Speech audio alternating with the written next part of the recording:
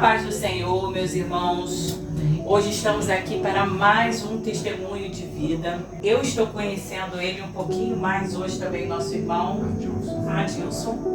E eu creio que a história dele irá impactar, pois eu já estou aqui surpreendida com algumas coisas que eu pude ouvir dele um pouco antes. Então vamos aqui, eu, Luciana dos Anjos, Carla de Deus, estamos aqui nessa finalzinho de tarde, podendo falar um pouco das maravilhas de Deus, né, irmão? Do que Deus faz na nossas vidas, do que Deus fez, do que Deus faz e do que Deus fará. Então, assim, o teu testemunho ele é gratificante porque, através do seu testemunho, irmão, vidas serão alcançadas, vidas serão libertas. Por quê? Porque quando eles ouvirem o teu testemunho, eles vão falar assim: se Deus fez na vida dele, o que Deus não vai fazer na minha? Então, assim, eu quero deixar aquela passagem que fala em Salmo 46, aquietai-vos e sabeis que eu sou Deus, porque muitas das vezes nós estamos muito agitados, nós não sabemos por onde vamos, por onde andamos, o que fazemos, e ele só fala assim: aquietai-vos e sabeis que eu sou Deus. Então hoje nós estamos aqui na expectativa de poder ouvir mais um testemunho, o seu testemunho, podendo ouvir o que Deus fez na sua vida. Conta pra gente como é que foi a sua vida, onde você nasceu, como é que foi a sua trajetória. Amém. A paz do Senhor, Jesus para todos. Meu nome é Adilson, tenho 53 anos. Eu nasci no município de Nilópolis, em uma família muito pobre. Meu pai era pedreiro, a minha mãe dona de casa. Somos em 4 filhos e tive uma vida de muita dificuldade, na pobreza, na necessidade. Mas meu pai sempre dizia para nós: estuda, meu filho. E eu procurei estudar bastante. Aos 17 anos, terminei o 2º grau técnico em contabilidade. Comecei a fazer um estágio na prefeitura de Nova Iguaçu como técnico em contabilidade. Aos 18 anos já estava trabalhando de carteira assinada em um escritório e também trabalhei no Instituto Neurológico em Nova Iguaçu. E a minha vida foi andando e me tornei um jovem bem, não vou dizer bem sucedido, mas intelectualmente eu era uma pessoa realizada, porque eu sabia me expressar, eu sabia falar, eu sabia como chegar nos lugares, como sair, como conversar com as pessoas, como me sentar num restaurante, enquanto os outros meninos que foram criados no mesmo bairro que eu já não tiveram essa oportunidade, já não estudaram, uns foram para a vida do crime, outros para as drogas, e de repente a minha vida deu uma virada. Eu conheci Jesus Cristo aos 15 anos de idade. Aos 16 eu já estava numa escola bíblica dominical, auxiliando um professor de escola bíblica, e aos 18 eu já era professor de escola bíblica dominical da classe de adolescentes na Igreja Batista Nova de Jerusalém, que fica na Chatuba, em Mesquita. E aos 19 anos eu conheci a droga. Eu comecei a namorar com uma menina, ela usava drogas, e eu estando na igreja, aquilo despertou algo na minha carne que foi uma explosão tremenda, e eu conheci infelizmente as drogas. Comecei com gogó, depois passei para maconha, bebida alcoólica, e aos 20 anos eu já estava usando cocaína. Dali para lá eu não parei mais, me desviei da presença do Senhor e fiquei até os 29 anos usando drogas, desempregado. Quando não tinha dinheiro, saía para fazer assaltos com outros colegas. Fui preso por diversas vezes, por furto, assalto. Também trabalhei no tráfico, também fui preso no tráfico. Fui preso no Espírito Santo, no tráfico interestadual de drogas. Quase peguei uma cadeia de 20 anos e, graças a Deus, consegui voltar para o Rio de Janeiro. Ingressei em Alcoólicos Anônimos, Narcóticos Anônimos, aos 30 anos de idade. Conheci a minha esposa, me casei, arrumei um emprego, parei de usar drogas, de beber, mudei de vida. Só me faltava algo, ainda existia um vazio dentro de mim. Faltava a presença de Deus. Eu tinha um bom emprego, prestava serviço para a Marinha, abri uma firma no meu nome, tinha CNPJ, prestei serviço para o Exército, serviço de construção civil, de manutenção, e por um bom tempo eu consegui juntar um patrimônio, aluguei uma casinha de praia, tinha uma casa enorme, conforto, tinha de tudo. Era aparentemente feliz, bem casado, uma esposa maravilhosa, mas ainda existia um vazio de dentro de mim. Esse vazio só o Senhor poderia preencher. Mas eu não lembrava do meu primeiro amor. O diabo fazia tudo para me cegar, para que eu não conseguisse voltar lá atrás e reconhecer o Senhor Jesus como meu Salvador. E aí, como eu tinha uma vida boa, uma vida financeiramente agradável, eu comecei a procurar outros prazeres na rua. Eu comecei a jogatina, outras mulheres, noitadas na rua, e aí a minha carne despertou de novo o desejo de usar a droga e o álcool. E aí eu consegui sair do Alcoólicos Anônimos depois de 10 anos casados, de uma vida bem sucedida, limpo, totalmente sóbrio. Eu tive uma recaída e voltei a beber e a usar droga.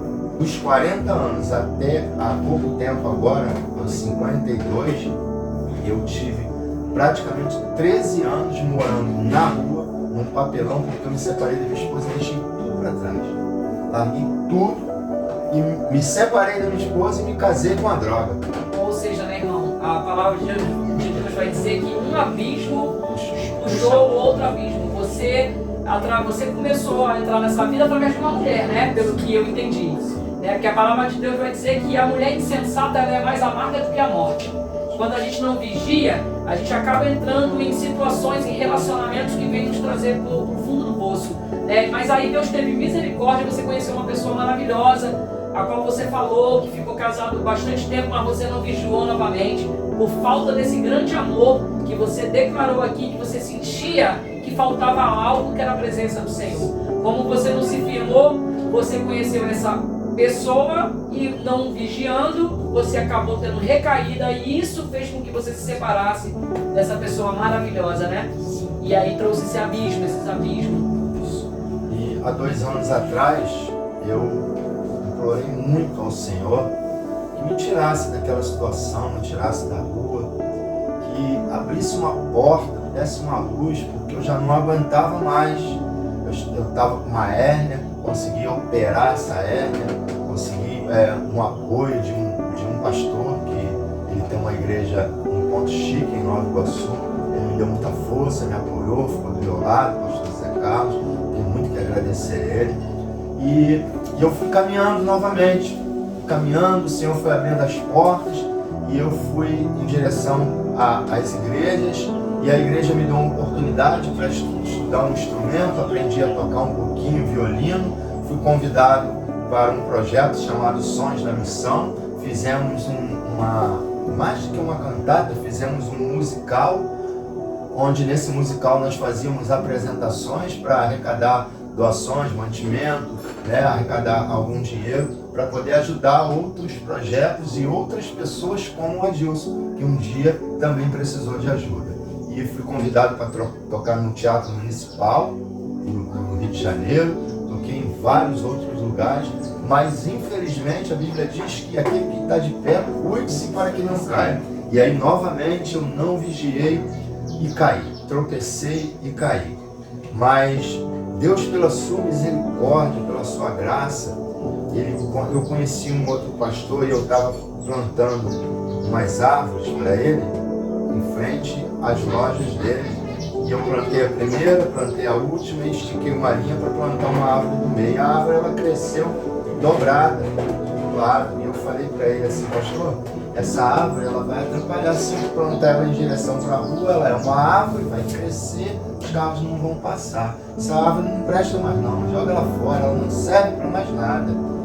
Ela não tem jeito, essa árvore. Se eu plantar para dentro da sua loja, ela vai... Se eu plantar para a calçada, os transeuntes não vão conseguir passar. Essa árvore não tem jeito. E ele, com toda a sabedoria, olhou para mim e falou, você teve jeito.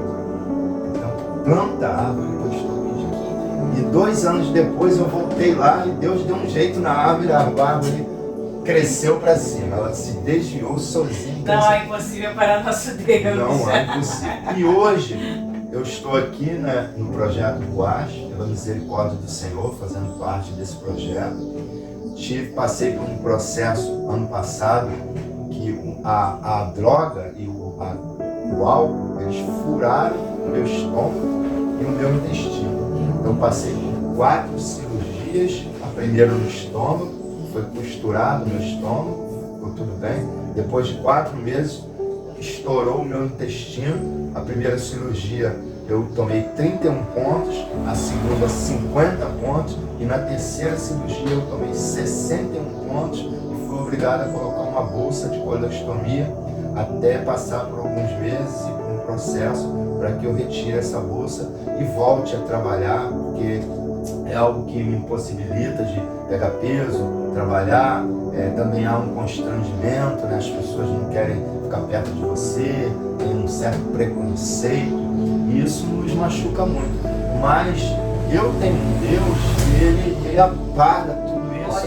Ele não olha para o meu exterior, ele olha para o que está dentro de mim. Eu não preciso fazer sacrifício para o meu Deus, é só me prostrar, me humilhar, me sujeitar, temer ao Senhor e ele faz o resto. Eu creio que o impossível quem faz é ele. Eu estou aqui para mudar, para ter uma nova vida. Deus ele tem me dado muita sabedoria, tem me dado discernimento, tem mandado eu fechar minha boca, ouvir mais, meditar sempre na palavra, porque eu fui consagrado a evangelista pela misericórdia do Senhor e o Senhor me enviou para algumas missões para pregar o evangelho e infelizmente eu não fui capaz, eu não me capacitei para cumprir o ID do Senhor. E a palavra de Deus diz no Salmo 118, verso 18, que o Senhor me castigou severamente, mas não me entregou a morte. Aleluia. Eu creio que Ele tem um plano, um projeto de vida muito grande na minha vida. E espero que o meu testemunho de vida possa impactar, possa atingir você que está me ouvindo, você que precisa de Jesus. Se você tem um vazio dentro de você, pode acreditar, só o Senhor pode preencher esse vazio, porque Deus é do tamanho do vazio que há dentro de nós. Não é o álcool, não é a droga, não é as noitadas, não é a sucessagem, não é o dinheiro, não é o sucesso. Só a presença do Senhor pode preencher esse vazio que há dentro de nós. Então, que você possa aceitar o Senhor Jesus de todo o seu coração. E se você já é cristão, ajude quem está dormindo num papelão. Olhe para o necessitado, olhe para a viúva, para o órfão, para o seu vizinho, para o seu amigo, para o seu parente. Se ele não tem Jesus no coração, fale de Deus para ele um pouquinho, porque as pessoas lá fora estão sedentas da palavra de Deus. Elas só precisam ouvir o nome do Senhor para o aceitar. Espero que vocês recebam essa palavra no coração de vocês e que Deus possa grandemente abençoar a todos em nome de Jesus. Eu agradeço. Amém. Eu estava aqui, pensando em qual palavra que eu ia deixar aqui e testificando era essa palavra, que Deus ele te castigou severamente, mas ele te poupou da morte. Irmão, Deus tem um propósito muito grande na tua vida. Porque você falou que passou pelo cárcere, cumpriu quantos anos no cárcere? Eu passei várias vezes, 2 anos uma vez, 3 anos na outra. Cumpriu todas, não deve nada à justiça. Qual foi os presídios que você passou? Passei pelo Água Santa várias vezes, passei pelo Muniz Sodré, passei pelo Vicente Piragibe 2 vezes também.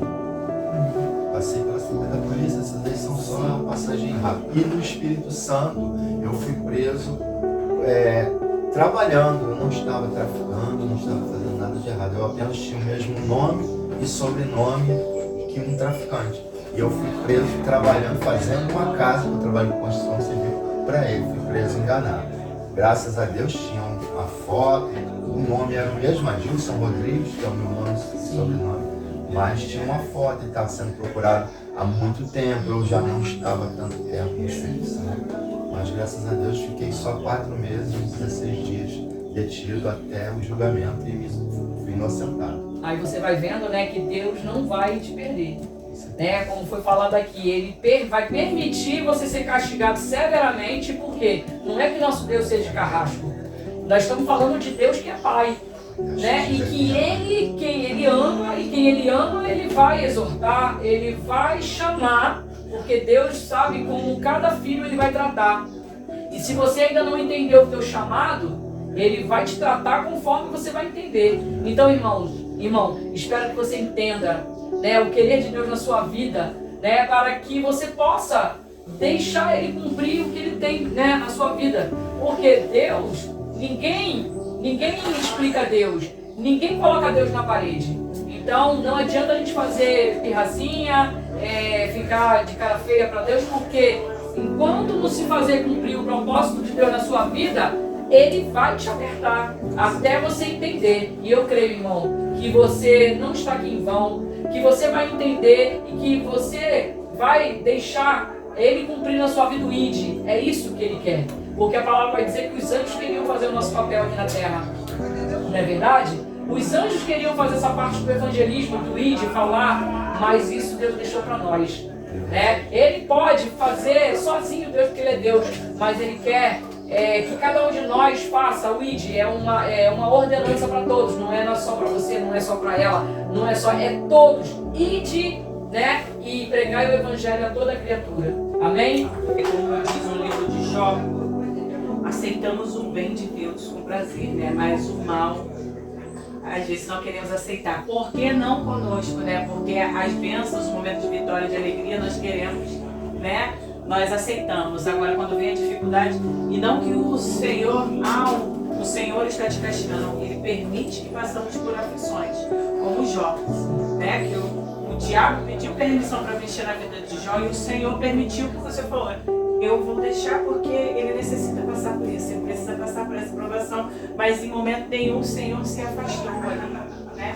O Senhor estava presente, tinha uma limitação ali na provação de Jó, e creio que na sua também tem uma limitação ali. Nós somos provados para ser aprovados, né? E você está passando por essa provação, de repente nós precisamos ser gratos a todo momento, identificar Deus fazendo, Ele é Deus, e Ele não fazendo, Ele continua sendo Deus na nossa vida, né? Para reconhecermos, falar, Senhor, sem Ti nada sou, porque você está nesse momento para quando a sua bênção chegar, porque a sua bênção está sendo produzida, está sendo trabalhada, né? Está sendo gerada ali, está sendo gerada, e quando ela vier, a gente aprender, porque nós somos humanos, nós somos falhos, nós esquecemos o nosso momento de sofrimento com tanta rapidez quando somos abençoados.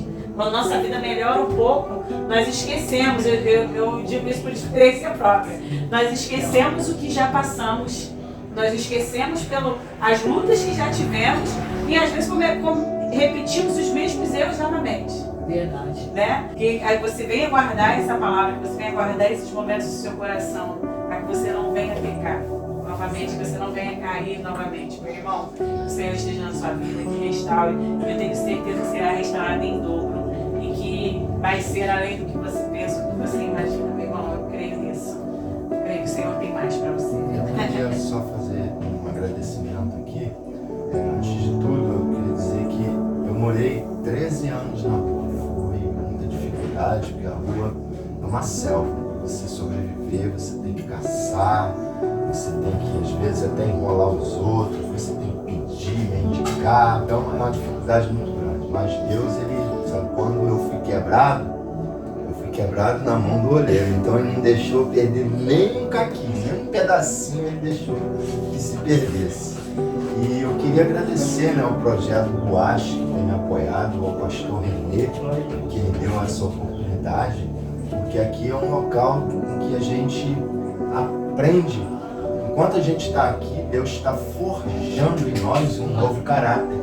Porque lá fora, na rua, nas drogas, na criminalidade, a gente perde a nossa moral, a nossa dignidade, perde o nosso nome, o nosso conciso, perde a fé, perde a credibilidade dos nossos familiares, a confiança dos nossos patrões, a gente perde tudo. E aqui num lugar como esse, que tem muita espiritualidade, que tem a presença de Deus, a gente consegue recuperar tudo isso através da nossa fé e através da graça e da misericórdia de Deus. Então quero agradecer em particular ao pastor Renê, Eli, a todos que estão aqui me apoiando para que eu consiga uma novidade de vida em nome de Jesus. Quero dizer para você que o escolhido não tem escolha.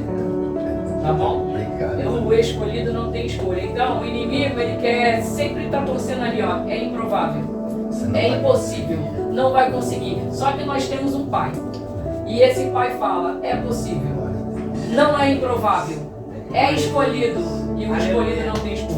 Amém? Glória a Deus, amém. Glória a Deus. Meus irmãos, desde já eu agradeço por vocês nos acompanharem até aqui. Que esses depoimentos, que essas histórias que venham ser uma semente plantada no coração de vocês e que venha a dar frutos, meus irmãos. Desde já fiquem em paz. Pai do Senhor.